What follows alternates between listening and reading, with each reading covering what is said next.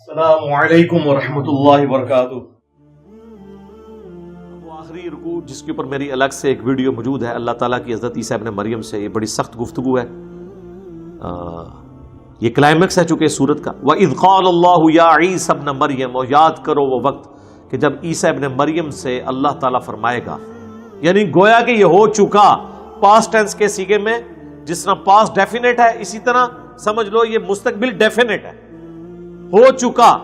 أَأَنْتَ قُلْتَ لِلنَّاسِ اتَّخِذُونِي وَأُمِّيَ إِلَٰهَيْنِ مِن دُونِ اللَّهِ، کیا تو نے لوگوں سے کہا تھا کہ تجھے اور تیری ماں کو اللہ کے سوا معبود بنا لیا جائے؟ اس میں پتہ چل گیا من دون اللہ کون ہو گیا؟ عیسیٰ ابن مریم بھی اور ان کی والدہ بھی، اولو العزم پیغمبر بھی 5 میں سے، اور اولیاء کی سردار بھی یعنی ان کی والدہ بھی۔ جی من دون اللہ بت ہوتے ہیں، بت بھی ہوتے ہیں، فرشتے بھی ہوتے ہیں، جن بھی ہوتے ہیں، پیغمبر بھی ہوتے ہیں، جب لوگ انہیں اللہ کے مقابلے پہ کھڑا کر لیں، ورنہ پیغمبر جو ہے وہ حزب اللہ ہے، لیکن جب اللہ کے مقابلے پہ آئیں گے تو توحید تو ننگی تلوار ہے۔ قال سبحانک، انہوں نے کہا اے اللہ تو پاک ہے۔ کیا لطیف اشارہ ہے، اب یہ ہم ترجمہ نہیں کر سکتے یہاں پہ، اس کے اندر کیا قیامت مضمر ہے کہ اے اللہ غلطیوں سے تو صرف تو پاک ہے، یعنی لغزش کا احتمال تو موجود ہو سکتا ہے کسی انسان کے اندر، پاک تو صرف تو۔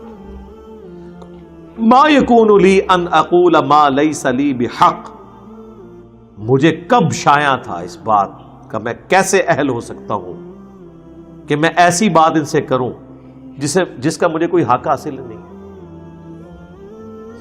سورہ آل عمران میں نہیں آیا کبھی ایسا نہیں ہوا کہ ہم کسی پیغمبر کو کتاب اور حکمت دے کے بھیجیں اور وہ لوگوں سے یہ کہنا شروع کر دے کہ لوگوں میرے بندے بن جاؤ، بلکہ وہ تو یہی کہے گا کونو عباد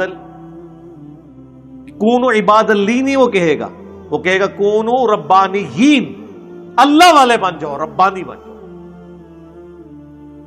اللہ فرماتا ہے پیغمبر کی بھی جرت نہیں ہے، تو کہیں گے اے اللہ تو پاک ہے، مجھے کب شایع تھا کہ میں وہ بات کروں جس کا میں اہل ہی نہیں ہوں۔ ان کنت قلتہ فقد علمتہ، اگر میں نے کوئی ایسی بات کی ہے تو تیرے علم میں تو ہوگی۔ اچھا اب یہ نہ سمجھیں کہ حضرت عیسیٰ ابن مریم کو چرب زبانی اللہ سے کر رہے ہیں کہ اللہ تم نے سارا کچھ پتا ہے نا، میرے کو کیوں پوچھ رہے ہیں؟ نہیں، یہ ڈرے ہوئے ہیں کہ اے اللہ کہیں بالفرض کبھی اگر کوئی ایسی بات ہو بھی گئی ہوئی تو تیرے علم میں ضرور ہوگی، یعنی وہ اپنا کانفیڈنس لوز کیے میں کہ میں نے تو کوئی بات ایسی نہیں کی، لیکن پھر بھی میں کلین چٹ اپنے آپ کو نہیں دیتا، کیونکہ سٹارٹ انہوں نے کس سے کیا؟ سبحانک، پاک تو صرف تو ہے۔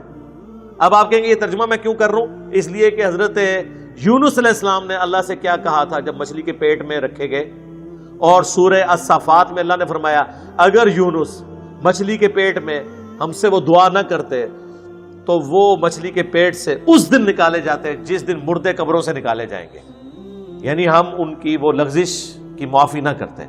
کیا دعا کی تھی؟ لا الہ الا انت سبحانک، اے اللہ تیرے سوا کوئی معبود نہیں، پاک صرف تو ہی پاک ہے، انی کنت من الظالمین،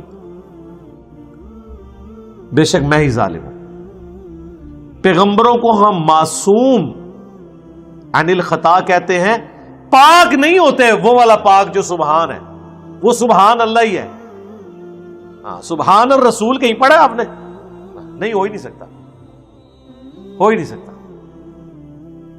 کمزوریاں ہر انسان کے ساتھ لگی ہوئی ہیں، دیکھیں جو بلٹ ان کمزوریاں ہیں اس سے تو نہیں کوئی نکل سکتا۔ اللہ کھانے پینے کا محتاج ہے کہ نہیں؟ اور پیغمبر ہے، سورۃ المائدہ میں ہے عیسیٰ ان کی ماں روٹی کھایا کرتے تھے، کھانے کے محتاج تھے، تو یہ کمزوری ہے، گناہ نہیں ہے،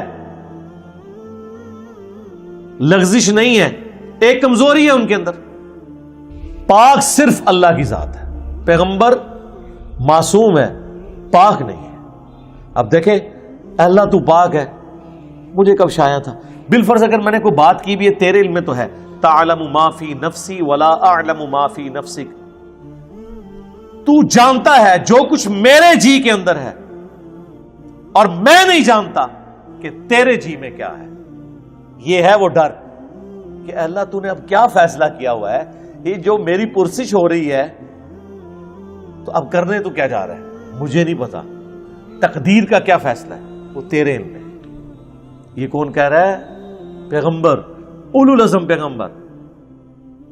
تو بابت شاہی کوئی نہیں سرکار۔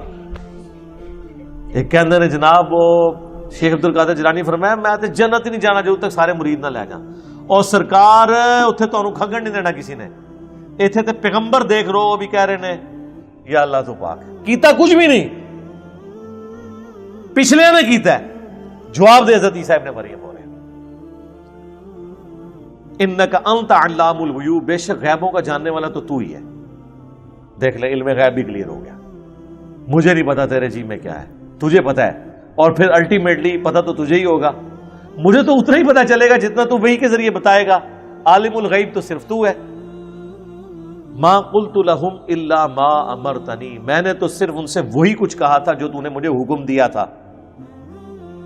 امرتنی بھی، میرے ساتھ جو حکم تو نے نازل کیا، ان اعبدوا اللہ، کہ عبادت کرو اللہ کی، ربی و ربکم، جو میرا بھی رب ہے اور تمہارا بھی رب ہے۔ میں نے تو توحید کی بات کی، اپنا رب بھی تجھی کو مانا اور اسی کی تبلیغ اپنے ماننے والوں کو کی۔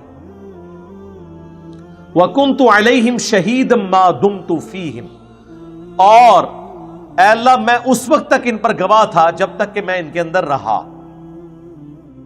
فَلَمَّا تَوَفَّيْتَنِي، اور جب تو نے مجھے پورا کر دیا، میں ترجمہ یہ نہیں کر رہا کہ تو نے مجھے موت دے دی، کیونکہ سورۃ النساء میں واضح طور پر اور سورہ آل عمران میں اشارتاً موجود ہے کہ آپ کو زندہ اٹھایا گیا۔ باقی تفصیل کے لیے میری وہ ویڈیوز دیکھ لیں، حیات مسیح اور نزول مسیح۔ جب تو نے مجھے اٹھا لیا، کنت انت الرقیب علیہم، اس وقت تو ہی ان پر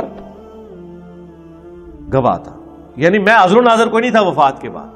یہ کہتے ہیں نا جی اللہ کے نبی علیہ السلام مدینہ شریف میں قبر میں ہے، لیکن وہاں بیٹھے ہوئے ہمیں دیکھ رہے ہیں، یہاں پہ موجود نہیں ہے لیکن دیکھ رہے ہیں۔ لیکن عیسیٰ ابن مریم کہہ رہے ہیں کہ جب تو نے مجھے اٹھا لیا میں ان پہ گواہ بھی نہیں تھا۔ وَأَنْتَ عَلَىٰ كُلِّ شَيْءٍ شَهِيدٌ، اور تو ہی ہر بات پہ گواہ ہے، یعنی عقیدہ حاضر و ناظر بھی کلیئر کر دیا۔ کوئی پیغمبر حاضر و ناظر نہیں ہے۔ ہمارے نبی کے بارے میں سورۃ القصص میں آیا، نبی جب ہم نے موسیٰ علیہ السلام کو پکارا کوہ طور پہ، نہ تو آپ وہاں موجود تھے اور نہ آپ دیکھ رہے تھے، نہ آپ شاہد تھے، نہ فزیکلی موجود تھے نہ شاہد تھے، نہ حاضر تھے نہ ناظر تھے۔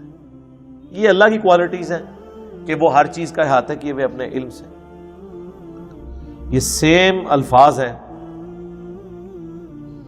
جو بخاری مسلم میں نبی علیہ السلام نے اپنے ساتھیوں کے بارے میں بولے ہیں کہ بخاری مسلم دونوں میں حدیث موجود ہے، میرے حوض کوثر پہ میرے اصحاب لائے جائیں گے، میں کہوں گا اصحابی اصحابی، یہ تو میرے ساتھی ہیں۔ مجھے بتایا جائے گا اللہ کے نبی آپ کو نہیں پتا آپ کی وفات کے بعد یہ دین سے الٹے قدم پھر گئے تھے۔ اور بخاری میں موجود ہے یہ وہ لوگ تھے جو حضرت ابوبکر کے دور میں مرتد ہوئے، منکرین زکوٰۃ بن گئے، جن کے خلاف حضرت ابوبکر کو تلوار اٹھانی پڑی۔ فتح مکہ پہ یہ لوگ مسلمان تھے۔ تو پھر میں کہوں گا کہ سحقن سحقن لمن غیر بعدی، ان پہ پھٹکار ہو، ان کو مجھ سے دور کر دو جنہوں نے میرے بعد میرے دین کو بدل دیا۔ اور پھر بخاری مسلم الفاظ ہیں، میں اس وقت وہی کہوں گا جو عبد صالح عیسیٰ ابن مریم کہیں گے۔ کیا؟ پھر حضور نے یہ آیت تلاوت کی کہ اے اللہ جب تک میں ان میں موجود تھا ان پر گواہ تھا، جب تو نے مجھے اٹھا لیا پھر تو ہی ان پر گواہ تھا۔ اب یہ اگلی آیت، ان تعذبہم، اگر تو انہیں عذاب دے، فإنہم عبادک، تو یہ تیرے بندے ہیں، تو مالک ہے ان کا، وإن تغفر لہم، اور اگر تو ان کو بخشی دے، فإنک انت العزیز الحکیم، تو غالب ہے، حکمت والا ہے، تجھ سے تو کوئی نہیں پوچھ سکتا کسی کو بخشنا چاہے تو۔ اللہ اکبر، اس بات کو کرنے کی ضرورت کوئی نہیں تھی، لیکن اس ایک جملے نے مسلمانوں کا عقیدہ کلیئر کر دیا۔ اسی سورۃ المائدہ میں آیت نمبر 72 میں عیسیٰ ابن مریم جو دنیا میں خطبہ دیتے تھے، یا بنی اسرائیل اعبدوا اللہ ربی و ربکم انہ من یشرک باللہ فقد حرم اللہ علیہ الجنہ ومأواہ النار وما للظالمین من انصار۔ اے بنی اسرائیل اولاد یعقوب، عبادت کرو اس رب کی جو تمہارا بھی رب ہے میرا بھی رب ہے، بے شک جس نے اللہ کے ساتھ شرک کیا اللہ نے ایسے شخص پہ جنت حرام کر دی ہے اور اس کا ٹھکانہ آگ ہے اور وہاں اس کا کوئی مددگار نہیں ہوگا۔ یہ بات جو حضرت عیسیٰ ابن مریم دنیا میں اپنے ماننے والوں کو بتاتے رہے، قیامت کے دن وہ اپنی بات بھول جائیں گے؟ اس جملے سے تو یہی لگ رہا ہے کہ اے اللہ اب یہ تیرے بندے ہیں، چاہے انہیں عذاب دے چاہے انہیں تو بخش دے. جبکہ دنیا میں تو عیسیٰ ابن مریم یہ کہہ کے گئے تھے جو مشرک ہے اس کا ٹھکانہ جہنم ہے، اس پہ جنت حرام ہے، یعنی بخشش کوئی نہیں اور کوئی مددگار بھی نہیں. اور یہاں عیسیٰ ابن مریم تو مدد ہی کر رہے ہیں، گویا کہ سفارش کر رہے ہیں کہ یا اللہ تیرے بندے ہیں، چاہے بخش دے چاہے عذاب دے. تو یہ اللہ نے میرے پہ حکمت کھولی ہے، میں نے کہیں اس بات کو نہیں پڑھا، اس طرف اشارہ، اور مجھے بھی کچھ عرصہ پہلے یہ دماغ میں بات آئی کہ جان بوجھ کے اللہ نے ایسا کیا ہے کہ تاکہ اگر کسی کو وہم ہے نا کہ یہ دنیا میں ڈرانے کے لیے باتیں تھی، آخرت کوئی نہ کوئی جیک لگ ہی جائے گا، کوئی بابا پھڑ کے کوئی زبردستی یا اللہ من وضو کرایا سی نے تو نماز نہیں آتی تو وضو نے کہ کرایا ہونا اے بے تے پڑھ دینے، عربی سیکھی نہیں ہوئی. تو اللہ نے یہاں کلیئر کر دیا کہ اولو العزم پیغمبر جو 5 ہیں سورۃ الاحزاب اور سورہ شورى میں، محمد رسول اللہ، ابراہیم خلیل اللہ، موسیٰ کلیم اللہ، عیسیٰ روح اللہ اور نوح علیہ السلام علیہم السلام اجمعین. اگر وہ اولو العزم پیغمبروں میں سے ایک پیغمبر عیسیٰ ابن مریم اپنے ماننے والے مشرکین کے لیے بھی قیامت کے دن شفاعت کرے گا یہ کہہ کے کہ اللہ تیرے بندے ہیں. اب اتنے جلال میں شرک کے اندر یہ چھوٹی سی بات بہت بڑی سفارش ہے، اس کے اوپر ذرا توجہ کریں. اس میں تو جواب یہ ہونا چاہیے تھا کہ عیسیٰ تجھے نہیں پتا کہ مشرکی کیسے تم سفارش کر رہے ہو، لیکن یہ اس لیے وہ کریں گے. اور اللہ نے قرآن میں ہمیں پہلی فلم چلا دی ہے کہ اگر عیسیٰ ابن مریم بھی سفارش کریں کسی مشرک کے لیے تو سفارش قبول نہیں ہونی، تو بابے تے شاہی کوئی نہیں کہ کسی نو باؤں بڑھ کے جنت اچ لے جان گے. یا کلیم کرو کہ عبد القادر جیلانی یا تمہارے جو بڑے بڑے بابے کلیم کیے ہوئے ہیں، اور تم تو ان بابوں کے بارے میں یہ کہتے ہو کہ یہ بابے تو کسی صحابی کہ گھوڑے کی قدموں کی خاک جو اس کے ناک میں بیٹھتی ہے اس کے برابر نہیں ہے، تو پیغمبروں کا تو ذکر ہی نہ کرو، وہ تو اللہ کے چنے ہوئے بندے ہیں، وہ تو مخلص ہیں. باقی جو صحابہ تو زیادہ زیادہ مخلص ہو سکتے ہیں، مخلص تو نہیں ہے نا، مخلص ہیں اللہ کے لیے اخلاص شو کرنے والے، مخلص تو صرف انبیاء ہیں. تو اے اللہ تیرے بندے ہیں، چاہے انہیں عذاب دے چاہے بخش دے. قال اللہ فرمائے گا ھذا یوم ینفع الصادقین صدقہم، آج وہ دن ہے کہ سچوں کو صرف سچا عقیدہ ہی فائدہ پہنچائے گا. ایک جملے سے ٹروتھ لورز کامیاب ہوں گے. سر کیا بات ہے، اللہ نے یہ نہیں کہا ایمان والوں کو ایمان نفع دے گا، اللہ نے کہا سچوں کو سچا. سچا کون ہوتا ہے؟ جب اس کو بات پتہ چل جائے پھر وہ دنیا کو نہ دیکھے کہ یہ سچائی میں نے سے قبول کرنا ہے. جو مسلم شریف میں حدیث ہے کہ تکبر یہ نہیں ہے کہ تم اچھے کپڑے پہنو یا اچھے دکھو، اللہ بھی خوبصورت ہے، خوبصورتی کو پسند فرماتا ہے. تکبر یہ ہے کہ تم لوگوں کو حقیر جانو اور حق بات سے اناد اختیار کر لو، دشمنی کرو. دل نے گواہی دے دی کہ یہ ایاک نعبد و ایاک نستعین لکھا ہے، لیکن چونکہ بابے بابوں کو پکارتے رہے ہم بھی پکاریں تو یہ دشمنی کر رہے ہو اپنے ساتھ. دل نے بتا دیا، آنکھوں سے پڑھ لیا بخاری مسلم میں نماز کا طریقہ، لیکن رفع الیدین نے شروع کیا کہ معاشرہ کیا کہے گا. ہاں 11ویں کھاتے رہے عبد القادر جیلانی کے نام کی، لیکن عبد القادر جیلانی نے جو نماز کا طریقہ اپنی اس کتاب میں لکھا جس کو خود چھاپ رہے تھے، رکوع میں جاتے وقت اور رکوع سے اٹھتے وقت رفع الیدین، اس پہ عمل نہیں کیا. میں نے تو آج تک کسی 11ویں میں نہیں دیکھا کہ شیخ عبد القادر جیلانی کی کتاب سے نماز کا طریقہ پڑھ کے بتا دیں. وہ کہتے نہیں وہ تو اور فقہ کے تھے، ہم اور فقہ کے تھے. اس کا مطلب ہے کہ آپ کا پیران پیر اس فقہ پہ عمل کرتا تھا جو نبی علیہ السلام نے طریقہ چھوڑ دیا ہوا تھا. تو جس پیر کے علم الغیب کا، آپ تو کہتے ہیں آپ کا پیر آپ کے ساتھ ہوتا ہے، جس کے علم کا یہ لیول ہے کہ اس نے پوری زندگی نماز ہی وہ پڑھی ہے جو حضور نے ختم کروا دی تھی، جدی نماز ہی غلط سی، انہیں تو کے دینا ہے. لیکن ایسا نہیں ہے نماز تو آڈی غلط ہے. شیخ عبد القادر جیلانی تو اس کتاب میں بخاری مسلم کے حوالے لکھتے ہیں، ہر بات میں لکھتے ہیں، بخاری میں ہے، مسلم میں ہے، ابو داؤد میں ہے، ترمذی میں ہے. حقیقت بات ہے اگر کوئی بزرگ ہے نا واقعی تو وہ یہ لوگ ہیں جو امت کا ایسا کام کر کے گئے کہ چاہے کوئی صوفی ہے چاہے کوئی عالم ہے. اب امام غزالی دیکھ لیں، وہ عبد القادر جیلانی سے بھی آلموسٹ سمجھ لیں 100 سال پہلے کے ہیں، وہ بھی اپنی کتابوں میں بخاری مسلم کے حوالے لکھتے ہیں.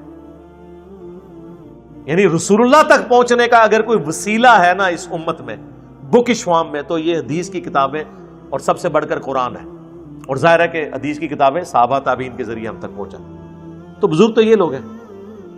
قال اللہ فرمائے گا ھذا یوم ینفع الصادقین صدقہم، آج وہ دن ہے کہ جس دن سچوں کو سچائی ہی نفع دے گی. لہم جنات تجری من تحتها الانہار، ان کے لیے باغات ہیں جس کے نیچے نہریں بہتی ہوں گی. خالدین فیہا ابدا، اس میں رہیں گے ہمیشہ ہمیش. رضی اللہ عنہم ورضوا عنہ، اللہ ان سے راضی اور وہ اللہ سے راضی. اللہم اجعلنا منہم مع النبیین والصدیقین والشہداء والصالحین. اللہم انا نسألک جنت الفردوس مع النبیین والصدیقین والشہداء والصالحین. آمین. دیکھ لیں رضی اللہ عنہم ورضوا عنہ سارے وہ لوگ ہیں جنہوں نے دنیا میں اللہ کو راضی کر لیا، اس کے پیغمبروں کی پیروی اختیار کر لی. ذالک الفوز العظیم، یہ ہے بڑی کامیابی. یعنی دنیا میں تو لوگ کامیابی سمجھتے ہیں کہ بہت زیادہ دولت کما لی، بہت بڑا سٹیٹس حاصل کر لیا، بہت زیادہ فالوور ہو گئے، کسی کے بہت زیادہ مریدین ہو گئے، چاہنے والے ہو گئے. دنیا میں ایک شخص فٹ پاتھ پہ لاوارث مر جائے، اس کی لاش کا دفنانے والا بھی کوئی نہ ہو، لیکن اس نے زندگی اللہ کے لیے گزاری ہے، اسے کوئی فرق نہیں پڑتا، وہ اللہ کی جنتوں میں پہنچ چکا. رومن امپائر کی بیٹل فیلڈز کے اندر جو صحابہ تیل کے کڑاہوں میں روسٹ کیے گئے، وہ روسٹ ہوتے ہی جنت میں پہنچ گئے. صحیح بخاری میں موجود ہے نا، جعفر طیار جو حضرت علی کے بھائی تھے، غزوہ موتا میں ان کے 2 بازو کٹ گئے تھے. حضور نے فرمایا اللہ نے اسے جنت میں 2 پر دیے ہیں، اسی لیے ان کو تیار کہا جاتا ہے. طیارہ اردو میں بھی لفظ استعمال ہوتا ہے نا عربی کا، اڑنے والا، اور وہ جنت میں اڑ رہے ہیں. ادھر بازو کٹے ہوئے ہیں اور ادھر جنت میں. سبحان اللہ. ذالک الفوز العظیم، یہ ہے بڑی کامیابی.